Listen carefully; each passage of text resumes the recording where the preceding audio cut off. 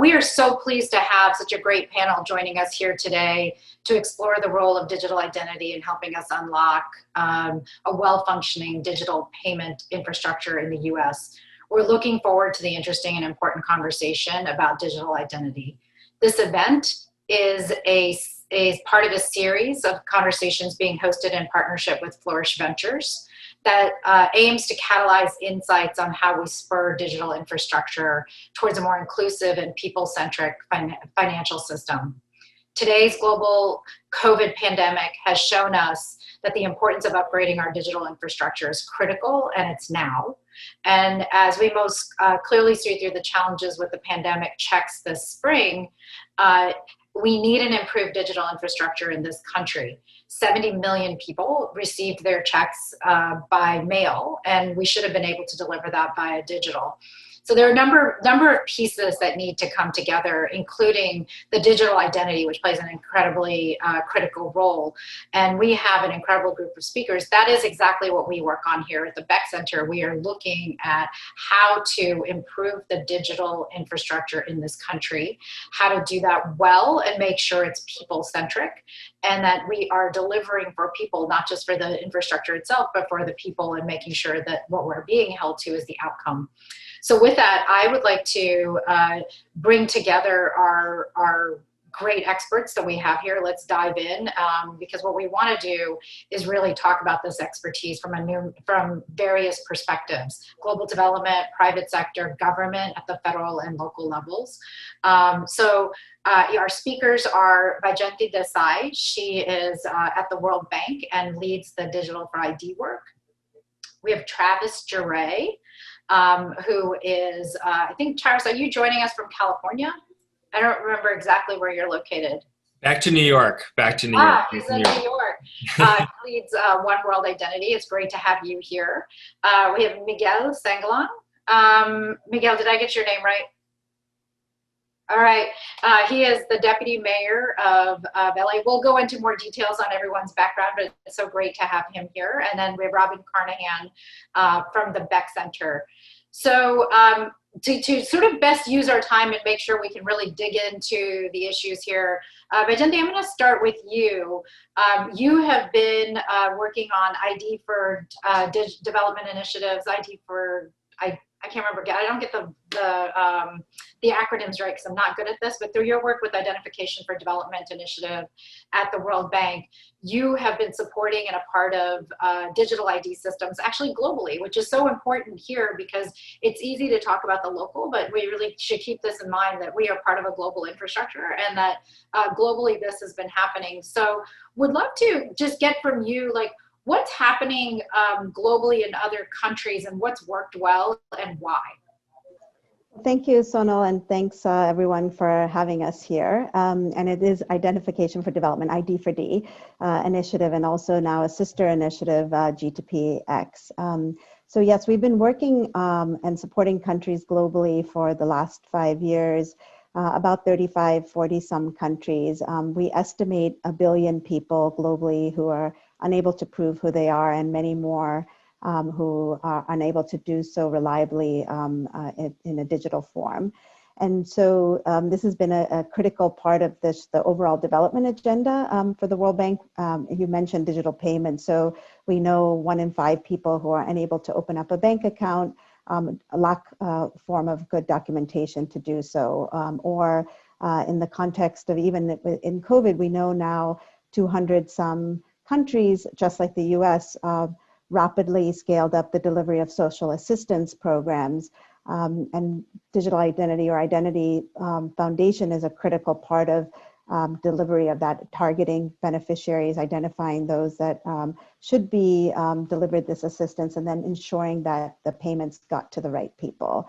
And so we have seen a huge spotlight on this agenda, because countries that did have ID systems and an ID system that was part of a broader digital public platform linked with payments and also data interoperability, were able to do so much more quickly than countries who didn't have it. And so where we're starting to see more and more countries paying attention or accelerating, even if they were paying attention, accelerating the momentum towards this. The work we've been doing really spans the full range, because there are countries in many parts of the world who are still just building up their basic form of identification. So in Somalia, where there's 3% birth registration, or Niger, where it's less than 50%.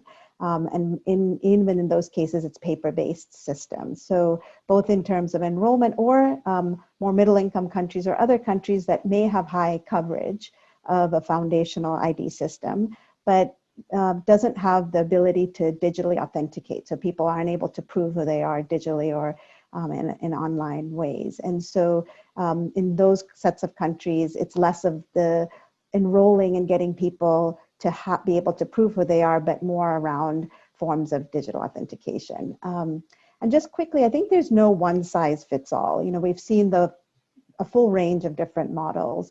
And there's 3 different parameters really around this. One is it a single system, like a more centralized system, or a broader ecosystem, a federated set of models, where it's still supervised and regulated, but you have more of a market-based, sort of an ecosystem-based. There's also a parameter around how the credential and how someone proves who they are, whether it's an ID card, whether it's smart card or other ID card, or whether it's mobile-based or cloud-based, or whether it's just a unique identifier-based. And then also a parameter around sort of authoritative sources. So are there enough authoritative sources that a country has, almost like birth registration, civil registration coverage? Is that a trusted form of authoritative source that can be used? Or if not, then how do you build one while also ensuring that something like birth registration gets up to speed? And so, countries like India and Estonia and Peru have more of a single system, foundational system, where, trying to, like in India, was also trying to address the challenge of people not having sufficient birth registration coverage. So how do you get the billion plus people with a form of digital ID to prove who they are reliably, but did so without a card. It was based on a unique ID number and biometrics. In Estonia and Peru, it was similar kind of system, but with a card based. And then we're seeing, other emerging federated models, like in Thailand and UK, where it is, again, as I said, more of an ecosystem approach. And in UK, it's relying on different authoritative sources for onboarding. Whereas in Thailand, there is high coverage of a national ID. So the federated authentication model is relying much more on that central national ID system. So, it really depends on the country context, the political context, the economic and social context, but lots of emerging models and lessons from these. And Vyjayanti, are there, so thank you. I was going to ask you actually specifically which countries are using which of those models that you were talking about. So thank you for doing that. And I think we'll get into authentication more too, because I know both Miguel and Robin will talk more about it, as well Travis. But as all of this sort of in some ways comes down to, a lot of the arguments that we see or the conversations we see, it comes down to sort of managing privacy and ensuring trust. And how are some of these countries managing to that, and what are they doing to ensure that it's trusted by their residents? Yeah, no, I mean, I think one of the higher arching overall goals we want to see in any of these systems is both trust in the system as well as inclusion in the system. So anyone who wants to be in these systems are not left behind. And on the trust for the system, there's both the laws and regulations. So we sort of see it as 2 essential parts of that, is the laws and regulations, whether it's basic data protection laws, ensuring a good ID law, a data protection commission or an independent commission that, things like grievance redress mechanisms as well. And then on the more technical privacy by design, even with the laws and regulations and institutions, there's a lot that can be done also by infusing through the technical design things like tokenization, so that you avoid the possibility of a 360 surveillance kind of approach. And so these are two angles that we spend quite a lot of time supporting our country clients. On the data protection and the legal regulatory, we have something called the IDEA Legal and Regulatory Assessment Tool that is done almost always when supporting countries, that says what the country currently has, how the gaps that may exist, and then provide the technical assistance in support of that. Also, in some cases, when we're supporting and through financing, helping build things like data protection commissions, and also ensuring that some of those laws are in place before things like enrollment begins. And so that's where we've been supporting. And on the privacy by design, we've been looking at some of the great examples. You know, India and Estonia and Austria and others have put in place privacy by design features, like I mentioned, the tokenization, or things like having a transparency portal so people can see how and when their ID is being authenticated. And so we have some reports that highlight some of these examples. And again, through the advice that we provide countries as well as the financing, ensure those are also considered. Yeah, those are important, and I think we'll also, after this, send out people some links to your report so people see that. And there's so much more I know we have to talk about, but I'm gonna bring in Miguel into this conversation, because we're going from global to very local now, because what he is doing as deputy mayor for budget and innovation at LA he's been a driving force for some of the interesting work in digital services and digital identity at the local level and at the city level, recently launching the Angelino accounts, which, Miguel, I know you're going to talk a little bit about, but they establish digital key for residents and allows them to log into and utilize a variety of city services. This is a great starting point for residents, and I know you all are thinking about doing much more. But I'd love to hear a little bit of background from you on how it's working in LA, which is, you know, how did you go about creating the Angelino accounts?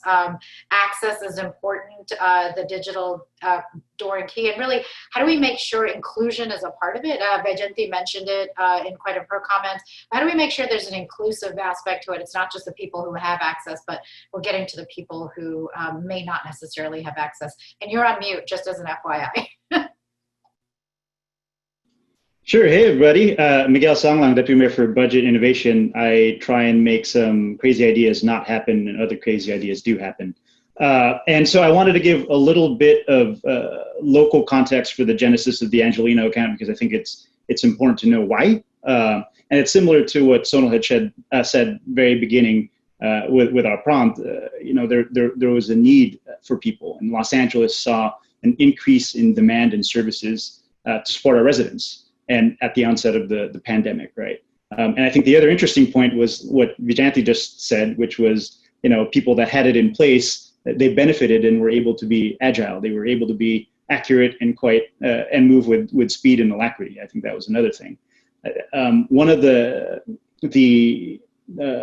ways that we kind of can really show how much people needed it was through our original kind of application of the Angelino card, and that was a partnership between Accelerator for America, MasterCard, City Possible, and then the mayor to try and disperse $30 million of direct services to Angelinos. And we had over 400,000 people apply for that. And a good subset of that was actually from out of state, so clearly not Angelino. And in parallel to like the city government, you saw its revenues plummeting. I cut $200 million out of the proposed budget in 3 weeks, and then had to also hear from departments looking to revamp their services. Now, given all that, I actually didn't know how would we run a government like LA, second largest city in the country, if I didn't have a way to deliver services online in a safer way, right? And so that's when the mayor actually asked us to pursue more digital services through his Executive Directive 29, which is titled Contactless and People-Centered Government. And I assure you that Sonal and I did not talk beforehand about the title, but it's very much an order saying that. It's not just digitizing city services. And I think that's where finally enter the Angelino card. It's what Sonal had said. It's a central concept and contraption, I'd say, that allows for the contactless and people-centered part of our government. And it's a unique digital signature and our way for residents to interact with us and also transact with us. And as was said earlier, digital key and to our new digital front door. It's essentially a few different technologies kind of banded together, right? We have Okta that's helping us manage our logins across a federation of departmental systems. We have partners also like I mentioned before, City Possible and then Ignite. They're helping us build up the transaction capability. And I think in a couple of days, we'll have the financial component in there. And our goal is actually for every resident, business, and tourist, tourists when they eventually come back, to have an account should they desire. So if you want it, it's yours, and it's unique to you. Right now, we're using it for our business virtual assistance network. It's basically our like online bid solicitation platform. It's how people apply for RFPs, and we've seen, or we actually have and expect about 20%, 20-fold speed increase for people to be able to apply for our contracts in the city. And then we're eventually going to be rolling out to Department of Water and Power for payments. We have 311 and service kind of requests, some as basic as potholes and illegal dumping, right, that will be available in the next couple of months. And then, you know, another important point of this is that we actually see a lot of grant disbursement, other aid. In our aging department, there's a surprising number of grants that are given directly either to residents or organization, and that's a subset in the population that we must very well protect too. So lots of different things going on, and I'll probably pause there. Yeah, and so I think adoption, Miguel, and so I want to go to this question of how do you make sure residents know about it? How do they know that they can apply, let's just say for the small businesses, for contracts with the city online, you know, that you can make it easier for them to do through the Angelino accounts, or that the agent can get access to their dollars? How do you get out there and make sure it's inclusionary and that people believe it's real? Yeah, there's a few different ways, and mind you, the digital divide is very real, and that will continue to be a problem that we need to solve, right? Especially for minority and immigrant populations. In fact, that was probably one of the largest roadblocks for when we were doing the original Angelino card, as we saw that there was a little bit of distrust, right, from between the communities and what we were actually saying and how much information that we're giving. But you know, this is why it was such an important reason for the mayor to actually direct the order, right? So all of the departments, then there's a large task force that have actually been created. We're all kind of unified in the thought and the process to make sure that all our services are digitized. We used the mayor's bully pulpit, and he would talk about it in his evening briefings as well, and mention it.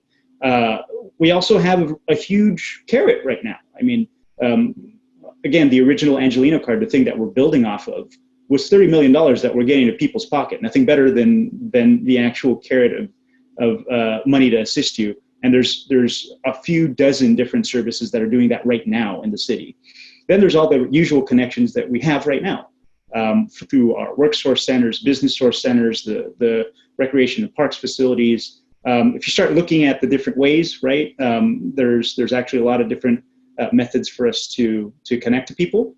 It's having that unified message, and then also just still being cognizant that there is a final leg or last step that a subset of the population still has to overcome. Yeah, it's helpful. I'm going to bring in Robin here for a set of questions that I think both you and Vyjayanti have sort of talked about, but we haven't directly talked about, which is authentication and how do we make sure that's happening. But Robin is my colleague at the Beeck Center. She was most recently at 18F in the federal government, and before that, the Secretary of State for the state of Missouri. She's co-leading an initiative called the State Software Collaborative at the Beeck Center, and it works with state agencies to help them collaboratively procure, develop, and maintain software that they can all depend on, and really make it usable and not and more people-centric.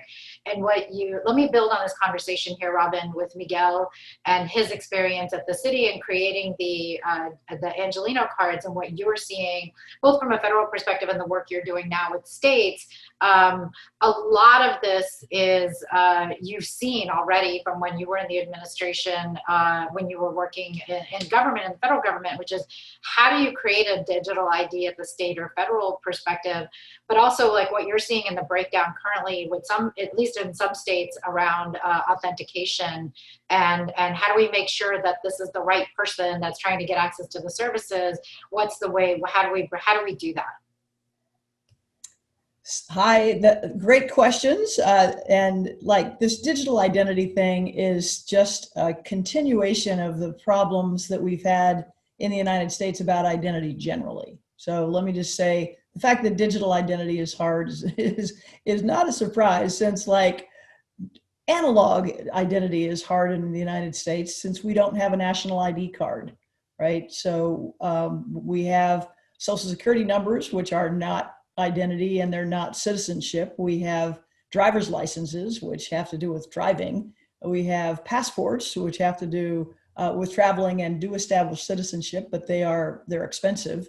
So we don't have anything that everybody in the country uses. So that whole issue of inclusion has always been problematic. We've gone through in the United States trying to figure this out after 9/11 with Real ID that passed, I think, in maybe 2005-ish, but has taken years to try to get in place, and has brought up all kinds of federalism issues, right, about data sharing and privacy concerns, fears of having some big database in the federal government of everybody in the country, the impact that has on non-documented people. So like there are just lots of political dynamics that go through these conversations about identity as well. So needless to say, even with the movement toward Real ID that we've had, there's still not great data sharing agreements, and there still are no sort of sharing of services for any of this. So saying all this, like, so what? Why does this matter? So we've certainly seen during the pandemic that not only do services not get to people who legitimately need them and have applied for them and qualify, but that there are huge criminal fraud rings that are taking advantage of this lack of good identity service and stealing billions of dollars. So just with pandemic unemployment, for example, that was the thing that was passed when the $3 trillion package was passed really when record time in Congress to deal with the pandemic. We couldn't get the money out to people that needed it because there was no way to get their identity. But criminals who were able to use stolen identities that are floating around the internet were able to get $8 billion, and they think the fraud could be as high as $26 billion in just these particular federal aid programs around the pandemic. So I just say that to just say, this is a really big deal. We have got to figure out how to solve it. And so the question is how. There are a few things that have happened at the federal level that are moving in the right direction. One is a service called login.gov that's provided at the General Services Administration. We used to work on that at 18F. And right now there are 17 federal agencies that are able to use login.gov. So you go in, you can identify yourself, you get an account, and you can use that to log in to various government services, which is fantastic. And just recently, they've expanded that to say state and local governments would be able to use that service as well. So that's a movement in the right direction. Hey, Robin, just on that really quickly, for state and local governments to be able to use that service, is that an agreement with the federal government? How does that work? Yeah, so it's all a work in progress right now. It's only just in the last month, I think, been provisionally approved by the feds to be able to do this. So it would require an agreement with the states. So stay tuned for that. But it does feel like an option that could make some sense. The other way, by the way, that could all work is if, say, the Department of Labor or Department of Health and Human Services or HUD or whatever decided they would provide that identification service for all the states, for example, in the same way that healthcare.gov does that. So if you think about healthcare.gov, it's a nationwide service, but it's also administered by states. There are state plans, but not every state has had to rebuild its identity service. They have the central data hub that allows the states to do that part of identity verification at the national level, to have one identity data hub, and then states go ahead and provide the service in their own exchange. So there are models for this happening that could be expanded to other services. But then, of course, there are lots of commercial tools. And so lots of states that are having to, like right now, figure out how to help with validating identity are turning to those commercial tools, whether it's ID.me or others, to sort of layer on top to help validate who people are and hopefully, not get them in the limbo land that many folks are in right now, which is there's some small problem that doesn't sort of automatically go through, that requires a human to intervene and look at it. And all the backlogs on public benefits that we're seeing are basically because of that. More than 70% of the backlog that we're seeing getting money out to people who need it during the pandemic has been on identity verification. So I'm strongly interested in this topic and really interested in both in the short term, how we can use commercial tools that, by the way, they've solved this problem in the banking sector, digital banking and credit cards and mortgages. So it's not like this is a technology problem. It's just a problem of getting it implemented in the government. So that is like a perfect cue to bring in Travis. Travis, it's great to have you here. You founded an organization called One World Identity. You were formerly the head of identity verification and KYC at Google. You're seeing this. I mean, you're doing this in the private sector side. You're seeing verification. You're seeing the ability to do this. Help us understand, what does it take to build a good verification, authentication system, a digital ID, and what are the critical pieces? Yeah, sure, absolutely. So first off, thanks for having me here. This conversation is really exciting to have, and from hearing from all the other panelists. But just to kind of layer into it, so digital identity in general is kind of an evolving term. It's not a what, it's a how, right? It's how do we enable people, things, entities, whether that's access to services, whether that's sharing better experiences, whether that's engaging with their government. And so kind of just thinking about digital identity as a how really kind of broadens the scope quite a bit. You kind of touched on my previous experience leading identity verification and digital identity at Google. But before that, I was actually at Deloitte doing digital transformation for banks and payment systems, which is where a lot of us in this space, specifically with onboarding and identity verification, come from. And so we kind of have this idea of data as pipes and having access to data, and how do we have access to that data? And so when we think about digital identity from a product and execution perspective, we're really thinking about the quality of data, the highest levels of assurance of data. What does that give us access to in general? And so when we start thinking about it that way, breaking down what an identity verification protocol or program can be to me is different than from you, which is different than Bank of America, which is different from a citizen of Japan, which makes it extremely difficult when we're talking about private sector initiatives and how to build these things, because typically we're solving very specific problems from the ground up. Robin just kind of mentioned a lot of those problems, right? And there's been some private sector solutions. There's also been some really great public sector solutions, which Miguel and Vyjayanti have been a part of. But if we really think about how do we build an identity verification or digital identity program, it really starts with, what are we trying to accomplish with that program to start, right? So starting with, what are the different data elements that we need access to, and how do we access and maintain access to those data elements, right? So data privacy is obviously a major concern today, not just in this country, but around the world. Vyjayanti mentioned privacy by design. I think that's fundamentally shifted how software is developed for the better. But there's still a lot of older development, older software out there that's collecting a lot of information that really breaks down and deteriorates trust in identity systems at scale. And so you see a whole new realm of products and services called consent management. OneTrust is a really big company in this space out there currently. But you have this whole nother market kind of developing, cleaning up the mess from identity verification products and services. But to get back to your root question of what does it take to build an identity program? Well, again, it goes to what are we trying to accomplish? And what we've been trying to accomplish historically has been giving some form of digital service or digital good, a transaction. And so we really do go back to this payments idea of KYC.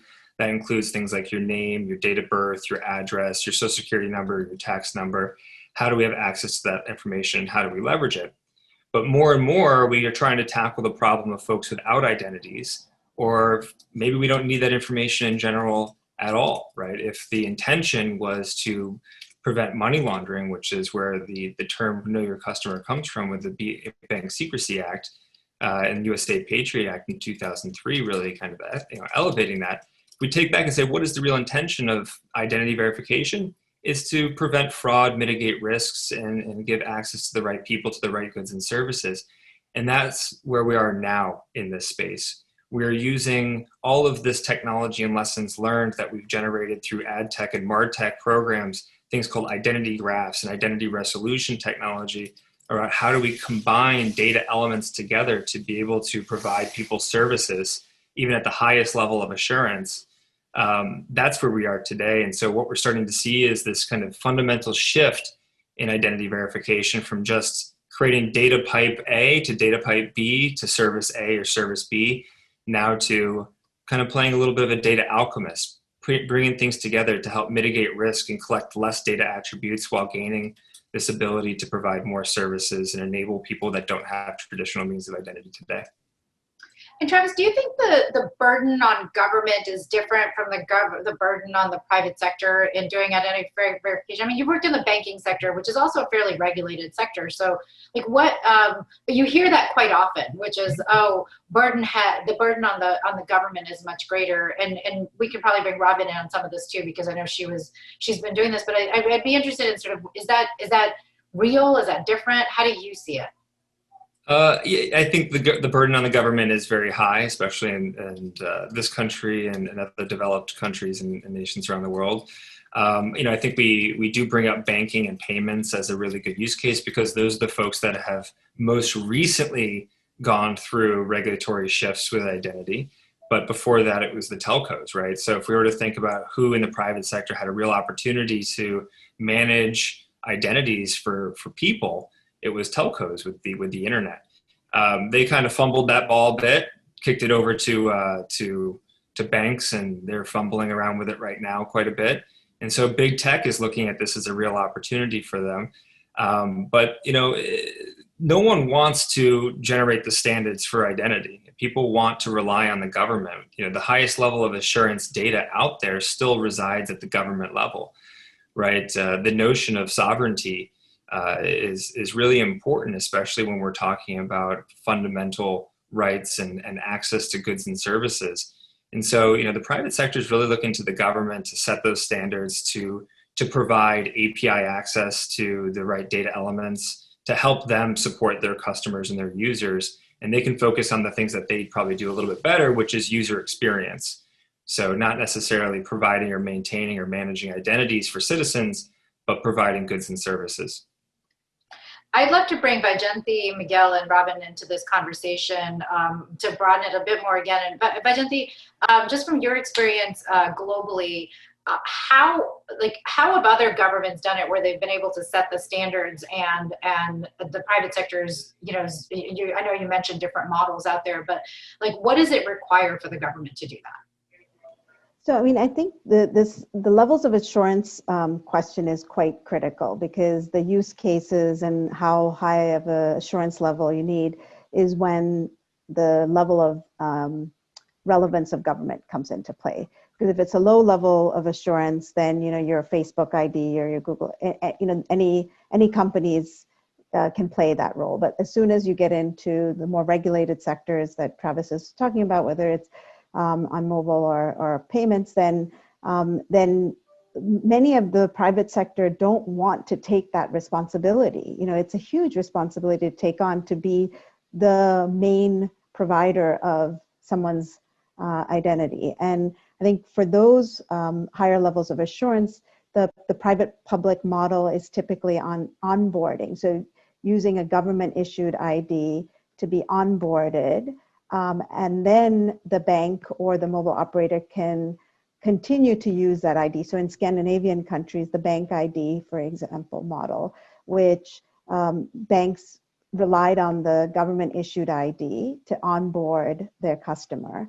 And then that bank ID could be used for other verification and authentication purposes. And I think mobile operators might be also interested in playing in that role. So I mean, that's the public-private model that we're seeing. Or, as I mentioned, this federated ecosystem where, again, you're using a government-issued ID for onboarding, and you might have an ecosystem of various players that can be used for authentication. So I mean, that's, I don't know if I'm answering your question, but we're also seeing, just in terms of one other thing. No, let me bring on Miguel, because I know he's doing, he's doing a public-private model in LA. And Miguel, I'd love to, Vyjayanti mentioned an interesting point and a good point about depends on the level of verification that you need. Do you want to give us a couple of examples of what that looks like for you all in LA? I mean, sure. The clearest example is, what do you need for a dog license? It's your address and that you have a pet. And then what do you need for a debit card transaction that we're trying to give you when you're interacting with our utility? And that's far more information for us. So I think it depends on that service. And closer we get to financial, the more rigorous we are. I think the other thing I'm kind of contemplating here is, well, actually, I'll stop there. I have a thought, I'm forming it, and I will respond shortly.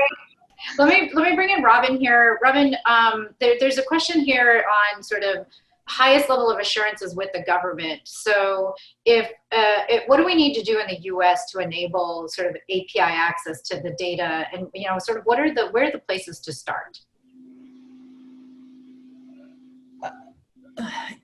Look, in America, it all boils down to public trust, I think. And there tends to be a political fight over that topic, right? And how much the public can trust the government with data and information. And we've never traditionally sort of forced, there are privacy rules and norms that we have in the United States that don't exist all over the place. And so forcing people into these situations rather than letting them opt in, I think is going to be problematic and unlikely to succeed. So I'll just put that out there. In terms of how do you get started? To me, the real incentivizer always comes down to money. And if the federal government, which provides a lot of the money to cities and states to implement various benefit programs, attached some strings to that federal money that included the use of some standard ID metrics, so for example, not to get all nerdy, but Travis can talk about this, that the money is used to have NIST compliant identity verification at certain levels. And if that was a requirement to using these federal funds, guess what? All the cities and states would figure out how to get this done. But that hasn't happened yet. So if I were wielding the tools, that's what I would do as a federal policymaker. Travis, do you want to come in on this? Sure, yeah. The NIST 863-3 standards that Robin's referring to really are kind of a one-of-a-kind set of high-level standards. And the reason why I put high-level is they were never completed. They were never a guidebook for folks in the private sector to build against, because They were completed in about 2016. Most of the folks that were working on it left the administration. And so what ended up happening is we ended up with kind of an incomplete book of standards. So while at the time the US was kind of leading the standards discussion around what does it mean for digital identity between government and the private sector, has kind of stalled. And so as a result, you see a lot of industry groups gaining a lot more traction. FIDO Alliance is one of those such groups that they have now started to have this dialogue around identity verification. But the question really is about remote onboarding. So we've been able to relatively solve for in-person identity verification. If you've created a bank account, let's call it 15, 20 years ago, you probably went into your bank and you had a conversation, you handed someone documents, they went to the photocopier, they onboarded you there in person. Now, if you wanted to get a bank account, I'm sure you wouldn't do that, right? And if you go around the world in general, they might not even have a bank location for you to go to. And so that's why it was really critical for these standards to be developed regarding remote onboarding. And we call those levels of assurance, which is, of course, the buzzword of the day. But that's exactly what we're trying to accomplish. The private sector is still waiting for a government response to those standards. In the meantime, we've started to develop lower level of assurance enabling technologies. And so we're really focusing on the identity graphing, the behavioral biometrics components, the things that Vyjayanti had mentioned earlier, which is that piece that maybe your Facebook or your social logins. We're really trying to solve those problems, kind of waiting for a much more substantial government response for the higher levels of assurance in the future. So I sort of, all of you are sort of raising, I'm just sort of pointing out that this is possible, it's doable, it's being practiced. If you're Miguel, you're already doing this in the city of LA. The challenge, and maybe especially let's stick to right now for financial services, for example, one of the biggest challenges that we hear about is certainly these red flags that keep getting raised on privacy and trust, and how do we it's being tested, so how do we break this logjam of conversation sometimes that where it's being tested in places, we're trying different things, but we still need the government to do its job, which is set the standard so everybody has trust that what the government is doing is real. And what does that look like today in a time, at least frankly in the United States, that trust in government is at an all-time low? I think I'll jump in here because I think private sector is taking an interesting approach first. If you look at the gig economy, they've created an online to offline experience that you trust. There is a trusted relationship that you've developed. Like I said, you want to build Airbnb, not Craigslist, right? I don't know how many of you have booked your last vacation off of Craigslist, but maybe you booked it on Airbnb, and they were able to do that with several different core things. One of those was transaction interaction assurance, making sure that if you go into an interaction with a stranger or an experience that you might not be super familiar with, that there was some form of, hey, I'm being supported here. The way they were able to do this is through user experience in general. They would provide you with transparency and level of information that makes you feel comforted in everything. Now, the real fact here is the trust and safety team at Airbnb is 3/4 PR, trying to hide some of the bad things that are happening on the platform, 1/4 engineers. But the fact is that they are implementing transparency, they are implementing transaction assurance, and I think that might be a way to at least look at this problem a little bit differently. Miguel, you want to come in on this because you're having to go through this in the city?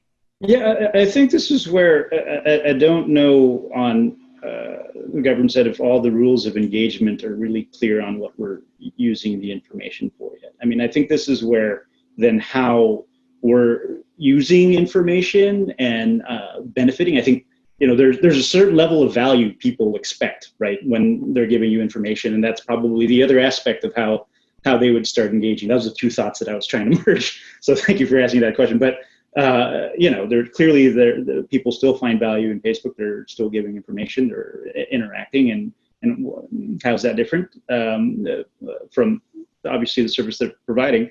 And then there's the other aspect of how we're running. I think it's really important for us to really start thinking about privacy, code of ethics, right?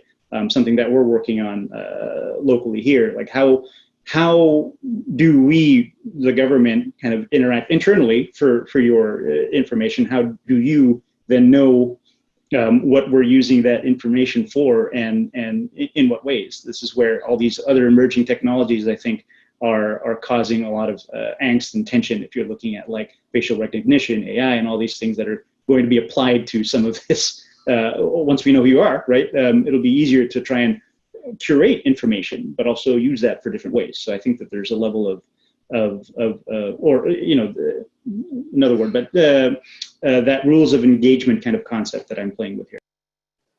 And I just want to add, I mean, I think people make this calculation every day, right? When we provide information to Uber or to any other company, or we're making the calculation of the data and your information that you're providing and what benefit you're going to receive. So this is where that the trust as well as the benefits really are critical, even for the identification space as well. And so, Miguel talked about the benefits. And so, whether it's people receiving government services or social assistance or being able to open up a bank account, those are where the benefits. And so the calculation of, I'm going to be receiving this benefit, so it's important for me to be providing this information, and then also ensuring that you can trust the system as well. And, I think everyone has mentioned this before, but even something as like a transparency portal where anyone can log on and see exactly how their information is being used is so key to building that trust, and to know if there is some problems, that there is a relatively independent, at least there should be independent agency and a grievance redress mechanism to go to. Yeah, that's so true and so important. And I'm going to bring in my colleague, Andrea, who has been collecting questions from the audience to ask you specific questions that she has. I've been trying to pick up some of them, but there's more coming in. Great, thanks, Sonal. And yeah, we've had some good questions, and some of which I think have started to be addressed, and even just in these latter minutes. But let me pick up on a few threads and prioritize some that I think a few of you can address. So one, let me start with Miguel, but all of you can join in. This idea of, the question is the federated approach of the Angelino card, which is involving public and private actors, the only way for state and local governments to institute digital ID? But even more broadly for all of us, is the idea to do private and public together? What do you think is the best way for governments to be instituting digital ID? It just so happens to work for us at the moment. I think it'd be easier if we all kind of decided, right, that we'd go one way, but it's the way that we're approaching it at a lower cost and level of efficiency and effectiveness. Great. Anyone else have thoughts to weigh in on this one?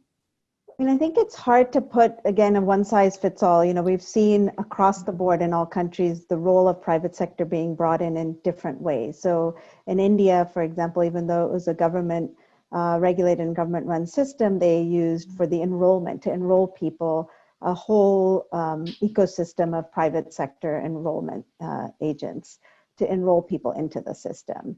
Or in Nigeria, that's also going to be used, where mobile operators and other can serve as enrollment agents. So that's more of using private sector in that capacity. I think on the authentication side is another, we've talked about that quite a bit. And then in other countries where it's maybe a government system, but they're almost like a PPP, issuing as a service contract for a private sector entity to help in implementing that. So, and I can share a report that we did several years ago, just sort of providing a broader landscape of the different roles of public and private. And just one final thought, the cost of interoperability and the ability for our systems to talk to each other has gone down significantly. This would have been much harder for me 7 or 8 years ago.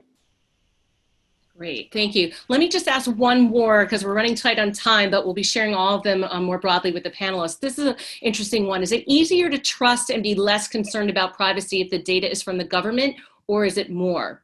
Relatedly, do we end up with two standards for privacy, for those that need government services and for those that don't? Robin, let me start with you here and then invite others to weigh in. My guess is we probably do already have that standard between those who need government services and those who don't. So I think that is answered. And what was the first part of that question? Sure. Is it easier to trust and be less concerned about privacy if the data is from the government, or is it more so? I think that's a calculation everybody is going to make on their own. But frankly, if you just take a look back, the willingness of people to give up all kinds of private information to private companies that then in a very non-transparent way go out there and sell and monetize all of that information, it's extraordinary, really. And I think in part that happens because people don't understand the cost. There's no transparency about what that deal is. And generally in government tries to be a little bit more transparent and tries to actually protect information. If you try to get information from the IRS, even if you're in another federal agency, it's almost impossible. It is very hard to deal with the SSA, the Social Security Administration, to get information. Equally in states, it's often very hard, Miguel, you've probably dealt with this, to get any information out of your state Department of Revenue.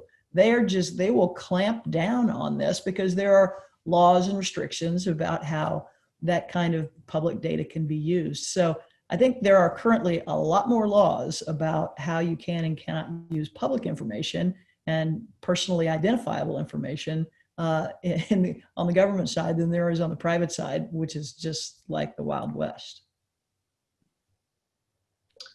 So, Andrea, I'm going to ask one final question, if you don't mind, of everybody, just to sort of rapid response it. Not at all. And then I'll close out. So, Travis, I'm going to start with you. A rapid response for everyone, same question. Post-COVID, do we think we can actually move on digital verification, digital ID in the United States? What do you think it's going to take to get there?